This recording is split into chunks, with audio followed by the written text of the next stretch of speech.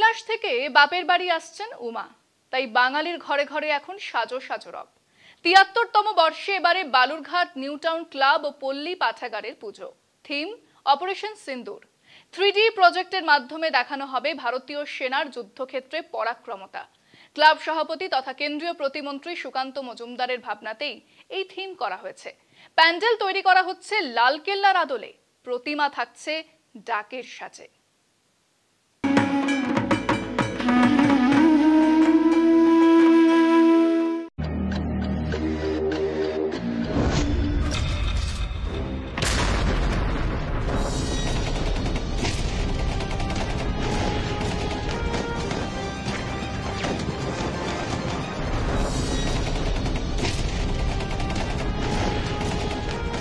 প্রত্যেক বছরই বালুরঘাটবাসীকে উপহার দিয়ে থাকে বালুরঘাট নিউ টাউন ক্লাব। এবারে তারা তাদের পুজো মণ্ডপে তুলে ধরতে চলেছে অপারেশন সিন্দুর। এবারে বালুরঘাট নিউ টাউন ক্লাবের ৭৩তম বর্ষ, আর এই ৭৩তম বর্ষে বালুরঘাট নিউ টাউন ক্লাব দেখাতে চলেছে অপারেশন সিন্দুর। বালুরঘাটের সাংসদ তথা কেন্দ্রীয় প্রতিমন্ত্রী ডক্টর সুকান্ত মজুমদারের ভাবনায় এবারে বালুরঘাট নিউ টাউন ক্লাবের থিম অপারেশন সিন্দুর। এই অপারেশন সিন্দুর দেখানো হবে 3Dর মাধ্যমে।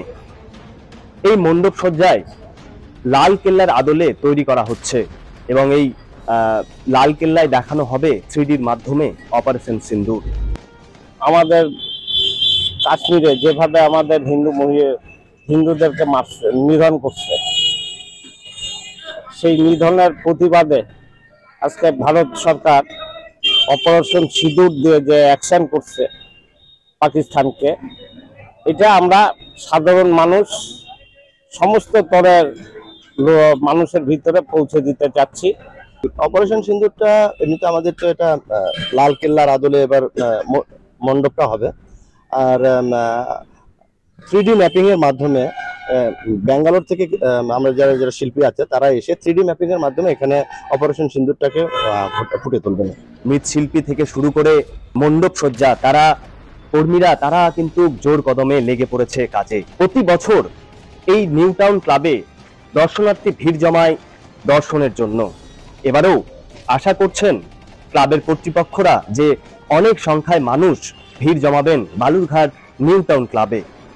এবার দেখার যে এই অপারেশন সিন্দুর দেখতে বালুরঘাট তথা জেলা এবং রাজ্যের কোথায় কোথায় থেকে মানুষ এই মণ্ডপ পরিদর্শনে আসেন, সেই দিকেই দেখার। বালুরঘাট থেকে সুমন ভৌমিক, কলকাতা টিভি।